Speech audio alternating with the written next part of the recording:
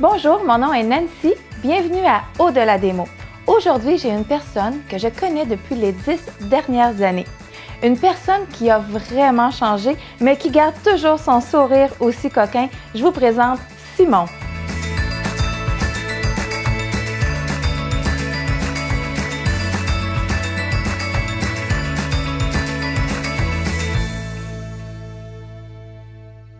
Simon, il y a beaucoup de gens, dans le fond, qui te connaissent, mais qui ne connaissent pas nécessairement l'histoire derrière Simon. Fait que dans le fond, ce que je voudrais, quand que je t'ai contacté, j'ai dit, j'aimerais ça un petit peu savoir comment s'est passée l'enfance que tu as eue. Bien, à vrai dire, mes parents se sont divorcés avant ma naissance, avant même ma conception, là, puis quelques années avant. Puis ma mère s'est convertie après son divorce.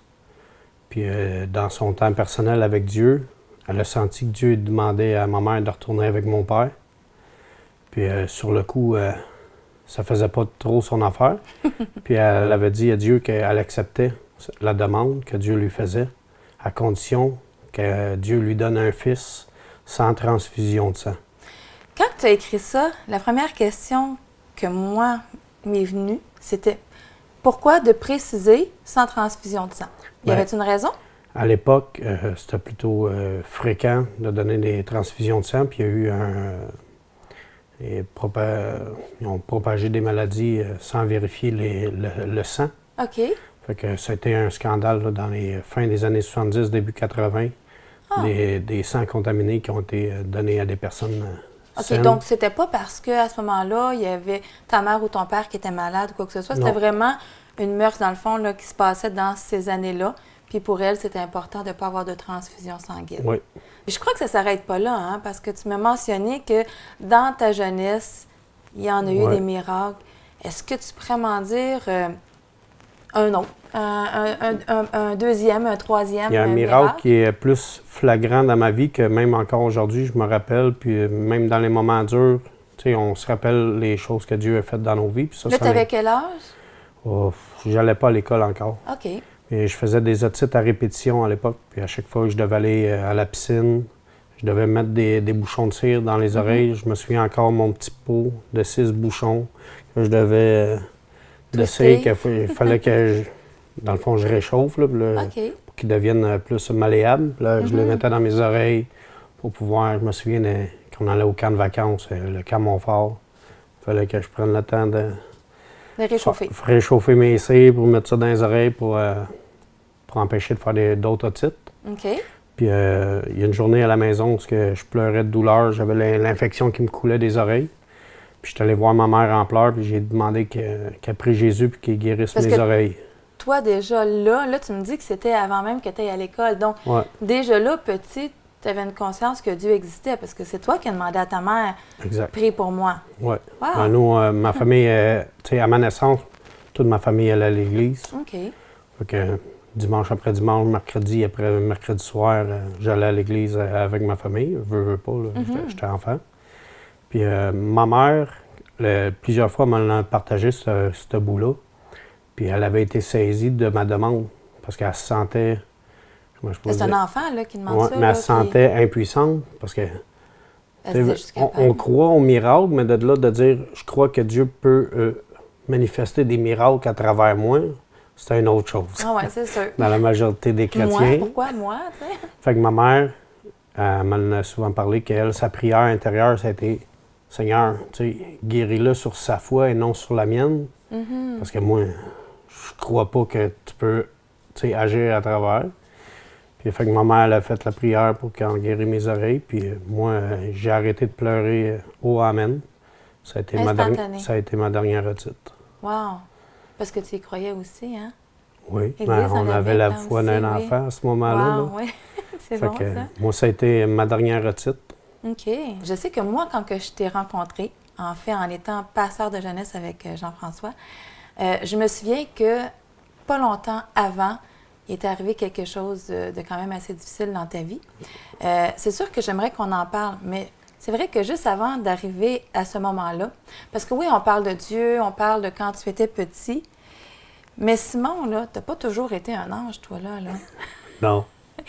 Avec la face que tu fais, là, t'as pas toujours été un ange. Puis tu me marquais justement que tu étais quand même assez tannant. Ouais, j'ai toujours mené mon propre chemin là, de caractère. Mais là, de l'enfant qui croit à Dieu puis qui est émerveillé par toutes les choses de Dieu, à celui que tu dis qui voulait comme plus trop puis qui voulait mener sa vie tout seul, qu'est-ce qui s'est passé? C'était pas un refus de Dieu en tant que tel. J'ai toujours cru en Dieu, respecté Dieu, mais j'ai voulu faire ma vie comme bon me semblait. Là, vers la mi-adolescence, en vieillissant, là, je dirais jusqu'à début vingtaine. OK. Parce que j'ai fait plus mon chemin à moi. Puis quand on dit que tu étais, bon, je pourrais dire ça, Petit rebelle. Un peu plus rebelle, là, et tout ça, tu as des exemples à nous donner, à nous dire que, regarde, c'est pas juste que j'écoutais pas ma mère et que je rentrais à 10h ou à 9h. C'était quoi le côté rebelle que tu avais? Dans tout mon parcours de l'Église, là. dans tout mon parcours, je pense que je suis le seul qui a été suspendu de la jeunesse. OK. Les parents des autres jeunes dans l'Église interdisaient les jeunes de se tenir avec moi. OK. Mauvaise influence. C'était quand même une mauvaise influence. Okay. À 14 ans, on s'était sauvés de l'Église pour aller s'amuser plus loin. OK. Puis il y avait une cour de véhicules de déneigement pas très loin de l'église, puis on en a pris quelques-uns des véhicules. Fait qu'à l'âge de 14 ans, j'ai été arrêté pour vol de véhicule.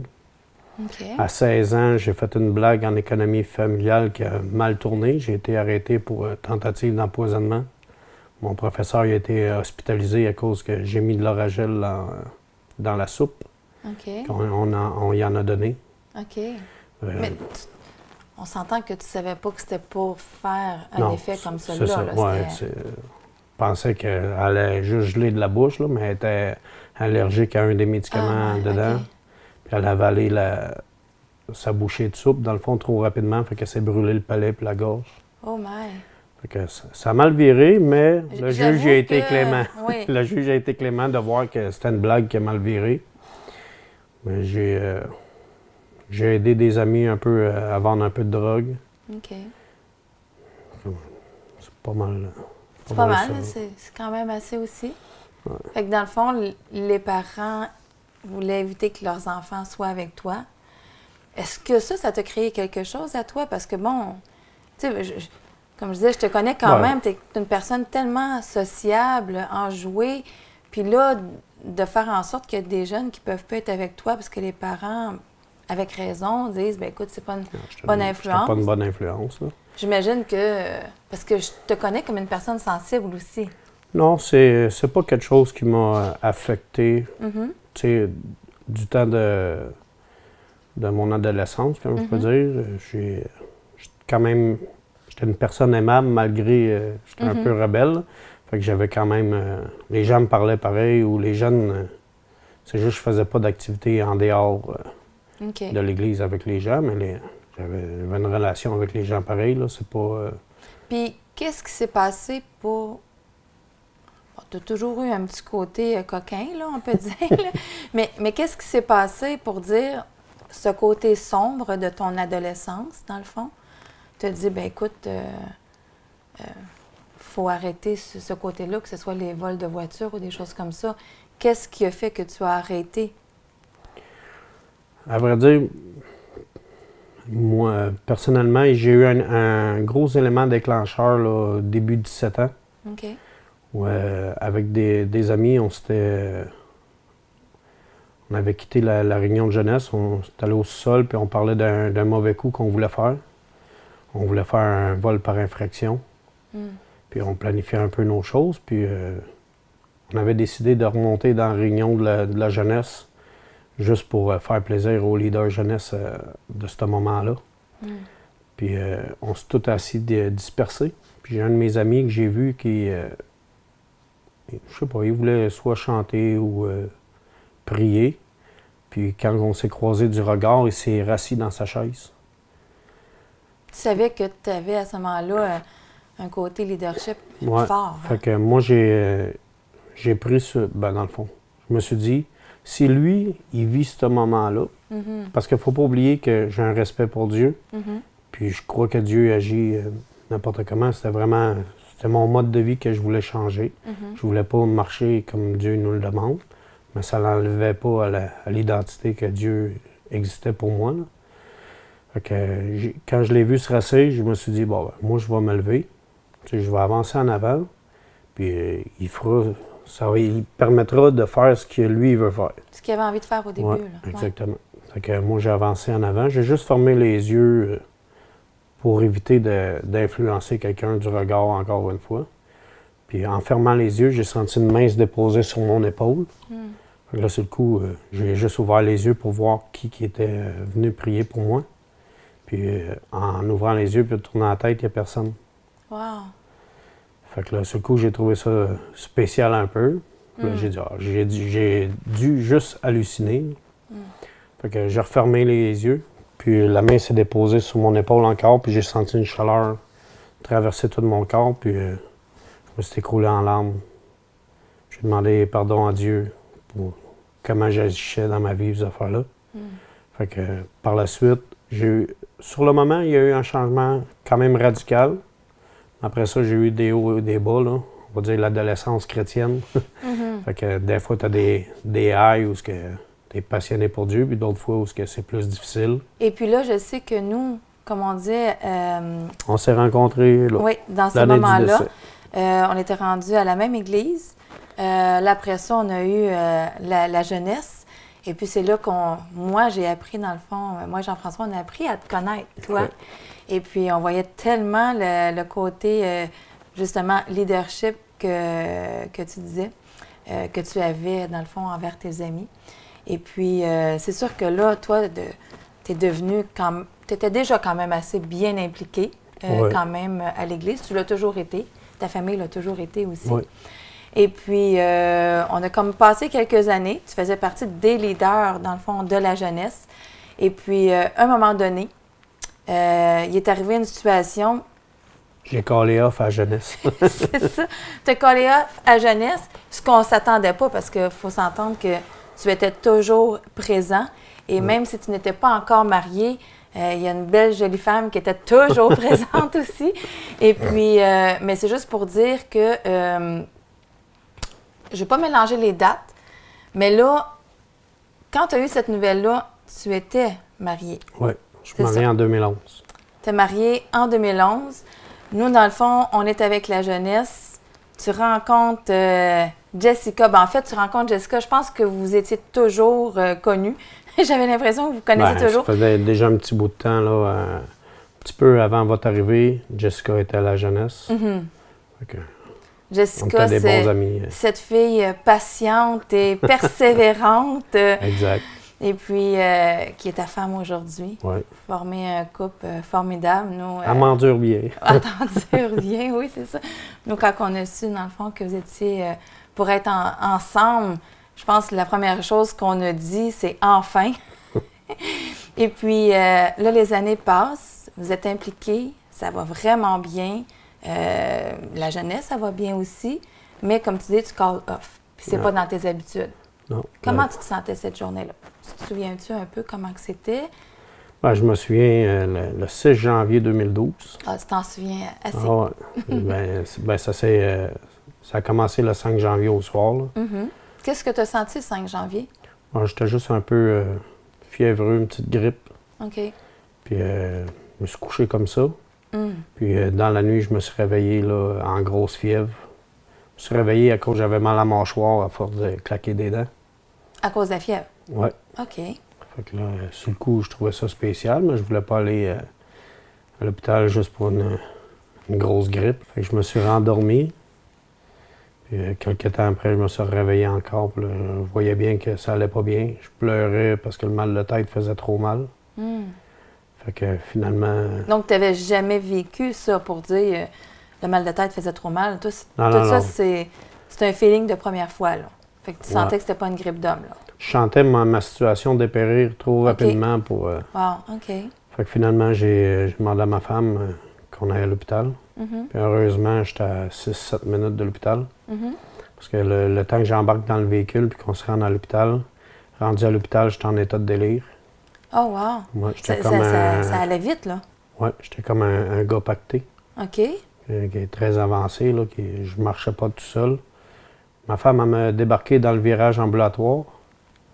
Puis je me souviens d'avoir marché en me tenant sur le mur tout le long. Puis je devais démontrer une grande faiblesse parce que le gardien de sécurité il est sorti dehors avec une chaise roulante. Il m'a pris sur la chaise roulante, là, ils m'ont rentré. Puis j'ai passé au triage. Jess va dire à un moment donné, il est pas normal. Quand il parle là, il dit il y a quelque chose qui va pas bien. Hein. Fait que tout de suite, ils m'ont emmené en arrière. Puis là, je me souviens plus. Je me suis réveillé 3 jours plus tard. 3 jours plus tard? Ouais. OK. Puis c'est là que j'ai appris que j'ai fait une méningite. Wow. Le médecin m'a dit que j'étais très chanceux. Parce qu'il dit 1 heure, gros max 2 heures de plus, il dit t'étais mort. OK. Fait que. Est-ce qu'ils ont dû faire quelque chose? Parce que bon, là, j'imagine perfusion, toutes ces choses-là, mais est-ce que ça participe par soi-même? La méningite en tant que telle, l'infection, j'ai été médicamenté. Là. J'ai été pour faire disparaître Oui, okay. C'est ça. J'ai eu des traitements. Ils m'ont mis en isolement parce que tu as 2 sortes de méningite, soit virale, soit bactérienne. Okay. Moi, c'est une méningite bactérienne. Okay. Puis on est mis en isolement au cas où qu'on est viral puis qu'on la transmet à d'autres. J'ai fait de ma méningite. Ça m'a pris 1 an pour m'en remettre. J'ai eu beaucoup de séquelles là, les 6 premiers mois parce que je n'étais pas capable d'avoir une conversation soutenue longtemps. Okay. Où je devenais désorienté ou si j'avais trop d'informations en même temps, mon cerveau il n'est pas le... Puis, ta relation avec Dieu, comment elle était quand même dans ces moments-là? Est-ce que je pense qu'il y avait quand même... dis-moi si je me trompe, t'avais-tu des pertes de mémoire, des fatigues extrêmes et tout ça, mais est-ce que tu as pu te sentir soutenir dans tout ça avec Dieu? Oui, je pense pas... comment je pourrais dire? Dans ma vie, vu que je pense que la présence de Dieu a été démontrée dès mon jeune âge, je pense que c'est quelque chose qui est venu... Ça fait partie intégrale de moi. Okay. Dieu est là, peu importe ce qui se produit, peu importe les situations que je vais vivre, ces affaires-là. Pour moi, Dieu est toujours présent pour nous aider dans ce qu'on vit. Ouais, c'est juste, pour ma part, de dire que Dieu n'est pas avec nous, c'est juste notre attitude. On veut pas de Dieu ou on veut Dieu avec nous. J'ai jamais cette pensée-là qui m'est venue, même avec mon père. C'est pas la faute de Dieu. J'ai vécu ça. Dieu est avec moi dans toutes les... Dans toutes les situations. Ouais. Puis là, toi, tu dis que ça a pris quand même 1 an avant de t'en remettre. Parce que, bon, c'est comme une fatigue physique en même temps. Bon, tu sais, quand même, c'est la tête qui est J'étais très limité, là, les 6 à 8 premiers mois. OK. J'ai dû passer des tests en neuropsychologie. OK. Ça, c'est les tests en neuropsychologie, dans le fond, qui m'ont sorti de mon problème. Parce que, dans le fond, c'est que mon cerveau, il remettait en doute mon raisonnement. Wow, OK. C'est comme toi, t'es-tu conscient quand ça se passe, ces choses-là? Oui, bien, je devenais perdu. Tu sais, de dire, tu dis quelque chose, est-ce que tu es conscient? Tu te dis, mais non, c'est pas logique ce que je viens de dire là, ou voyons, c'est pas moi, ça. Tu étais conscient de... Oui, ouais, j'étais conscient des moments qui se produisaient. OK. Puis c'était plus difficile dans le sens de le vivre parce que je devenais perdu. Puis dans le fond, au début, mon cerveau vivait vraiment ça, mais par la suite, c'était un réflexe. OK. Dans le fond, mon cerveau se remettait en doute lui-même. Là, je refaisais mon calcul, ma pensée, mais ça se faisait rapidement là, dans ma tête. Jusqu'à force qu'il se relance la balle, analyse, met en doute, réanalyse, met en doute. Okay. C'est ça qui faisait que ça te donne mal à la tête au bout de la ligne encore? Oui. Je prenais de la médication parce que j'avais des chocs électriques au niveau de la tête. Wow. Puis dans le fond, c'est ma médication qui ralentissait mon cerveau. Puis là, je dirais, écoute, on s'entend que c'est rare qu'on connaît quelqu'un qui a fait une méningite, là. Tu sais, ça court pas tous les coins de rue, là, comme on dit, là. Mais là, Parce que toi, là, c'est pas une, là. J'en ai fait une deuxième dernièrement. Une deuxième. Oui. En 2016, j'ai refait une deuxième méningite. Fais juste me dire, parce que là, déjà une, c'est pas évident. Là, tu te dis, j'en ai pas eu une, mais j'en ai eu deux. Fait que, mais qu'est-ce qui fait que t'es un attire-méningite, là, tu sais? C'est dans le fond, la première méningite, elle a tellement été importante. Mhm. La pression au niveau du crâne, elle a été trop forte. Elle a fissuré mon crâne. Wow, OK. J'avais le liquide céphalorachidien qui s'écoulait au travers de mes sinus. Puis j'ai attrapé une bactérie. OK. Puis la bactérie est montée directement à l'intérieur du crâne, qui a causé la deuxième méningite. Hmm.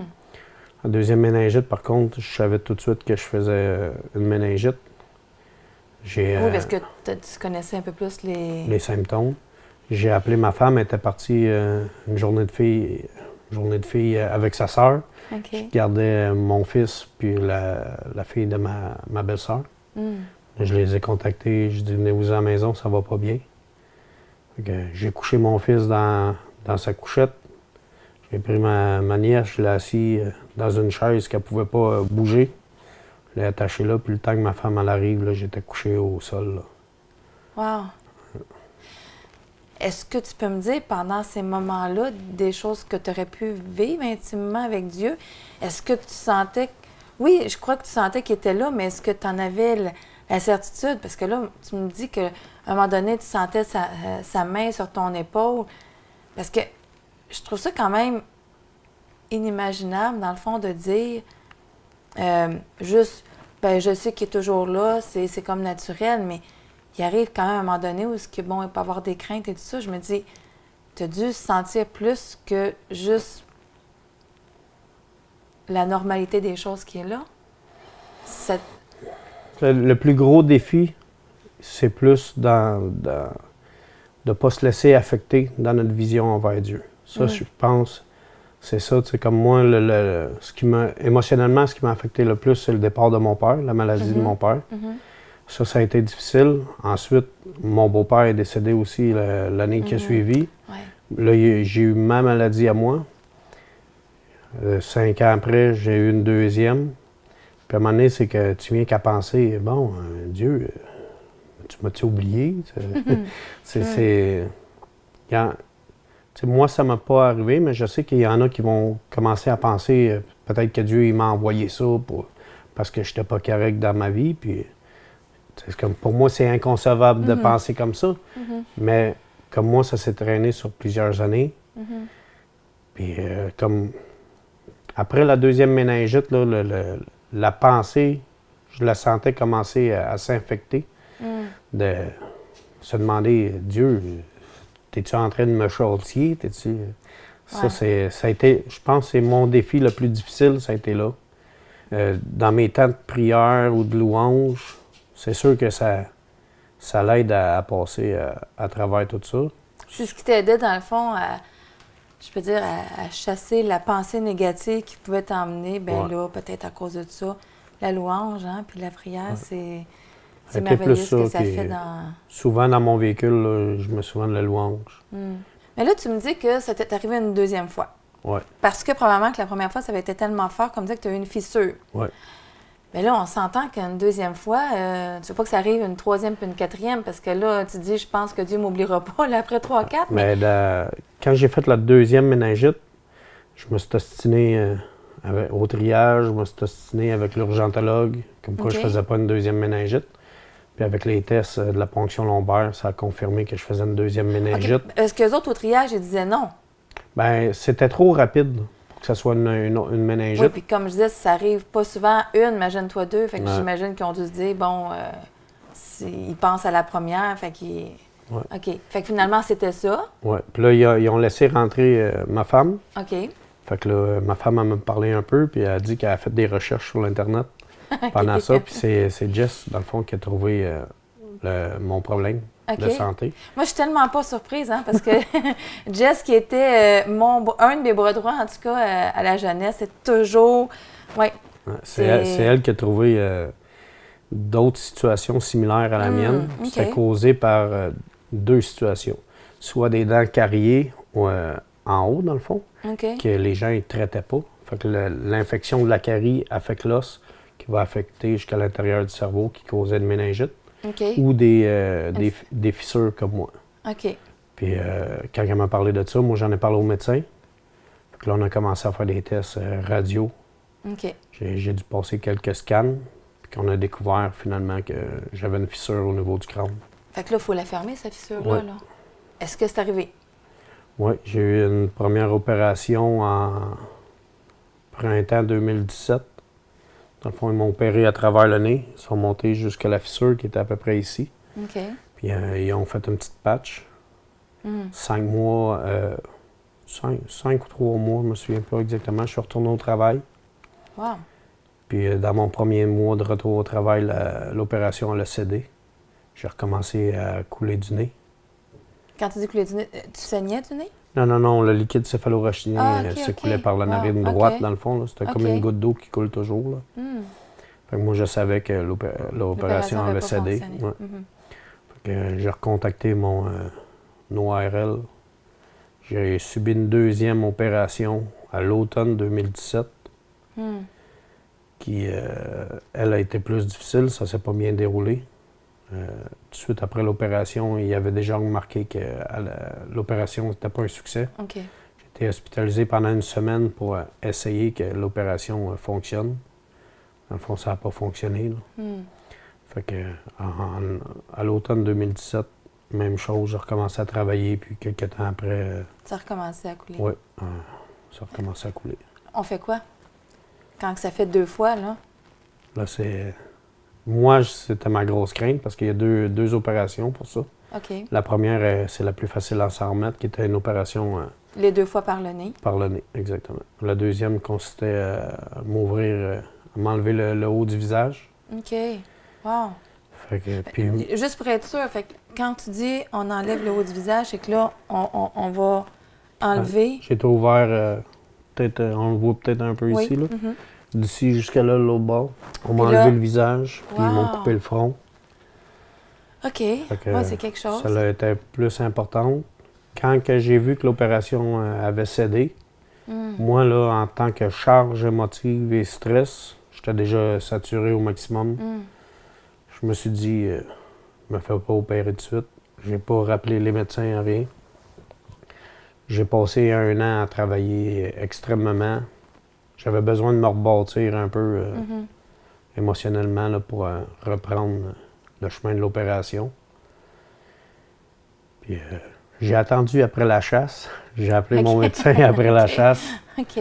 Ah, puis là, je me souviens que dans ce temps-là, nous, on était encore à Rimouski. Oui, Puis je me souviens que quand on t'avait rencontré, tu avais fait une petite halte. Je pense que c'est là que tu nous disais, tu nous en avais parlé, puis on était là, mais Ouais. voyons, Simon, t'es à la chasse, et le téléphone cellulaire, il fonctionne même pas dans ces coins-là. Puis toi, tu t'en vas, puis peut-être que, tu sais, il peut t'arriver quelque chose, mais comme tu dis, tu avais vraiment besoin de t'évader. Ouais. Tu es revenu sain et sauf. Au moins, tu as appelé ton médecin Ouais. et la grande Mais- opération a eu lieu. Jess, elle était beaucoup plus inquiète parce que moi, dans le fond, moindrement que j'étais à côté de quelqu'un qui était malade, qui avait un microbe, Mais oui, tu pouvais... la possibilité de refaire un autre méningite était extrêmement forte. Puis Jess, elle, dans un temps de prière qu'elle a eu, elle a senti la paix de Dieu que, malgré mon entêtement à ne pas aller voir le docteur, je conseille à personne de faire ça. non. Mais moi, je suis une personne entêtée. Moi, je voulais rien entendre.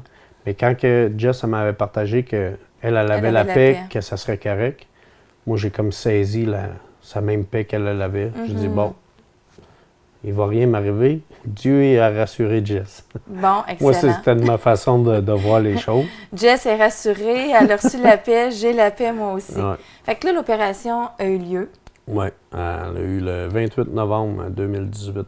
qui est quand même assez proche. fait pas si long. Oui. Et puis, ça va quand même assez bien. Ouais, Comment très tu bien. te sens? Très bien. Je suis un Très peu bien. fatigué cette fois-ci. Là. Oui, Je sens que mon corps il Oui. est plus Mais là, ce qu'on affecté. disait la dernière fois, c'est que tu n'avais plus 20 ans. Aussi. On vieillit aussi, notre corps, il nous le dit aussi. Donc, de se rattraper au niveau santé, c'est un peu plus difficile. J'aimerais finir sur une belle note aussi, quoique le fait que l'opération, ça a fonctionné. que là, bon, tu n'as pas d'écoulement au niveau Non, nasal. tout est beau. Tout est beau. J'étais contente de voir aussi que quand tu m'avais écrit pour me dire un petit peu ton parcours, me dire que tu n'étais pas juste bien impliquée, mais je sais à quel point ça avait une importance aussi pour toi, même dans la jeunesse, ça avait une importance pour toi d'être encore plus que juste impliquée. Et puis là, maintenant, à l'église où tu vas, tu es impliqué, Ouais. tu es diacre de ton église. Oui. Mon pasteur, il veut Il veut avoir te du motiver, trouble. Non, il c'est pas veut vrai. avoir du trouble. Oui, c'est ça. Mais non, mais écoute, pour moi, c'est comme, je sais que, bon, on s'est rencontrés quand même dans la vingtaine. Tu es né en 83, donc les gens pourront faire le calcul. Mais c'est juste de dire que tu as grandi dans tout ça. Ouais. Tu n'as jamais lâché Dieu. Non. Dieu, tu l'as toujours senti. Puis si tu ne le sentais pas, Jess le sentait pour te rassurer. Ouais. Et puis, quand tu es arrivé, tantôt, j'ai dit, bon, au-delà des mots, j'aime bien ça avoir un verset préféré. Puis tu m'as mentionné qu'il y avait toujours un verset maintenant, là, dans ces temps-ci, qui était quand même un de tes préférés. Ouais. Donc, j'aimerais ça que tu puisses le dire aux gens.